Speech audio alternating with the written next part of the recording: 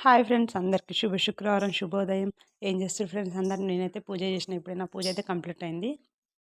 నేను పూజ ఎట్లా చేసిన అన్నది మీకు అందరికి కొంచెం చూపిస్తున్నా చూడండి. పారిజాతం పూలు వెళ్ళినాయి మా దగ్గర అయితే రోజు వెళ్తాయి. కానీ ఈరోజు కొంచెం తక్కువనే వెళ్ళినాయి. వర్షం పడుతుంది కదా తక్కువ వెళ్ళినాయి. ఇంకోటి పారిజాతం పూలు చిన్నగా ఉంటాయి కదా పెట్టడానికి వస్తలేవా నేనైతే ఇట్లా పెట్టుకున్నా చూడండి ఎట్లా పెట్టినా.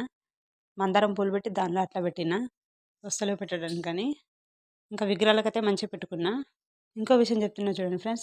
నేను ఎప్పుడు కలశం పైన కొబ్బరికాయ పెట్టి పూజ చేసుకునేదాన్ని.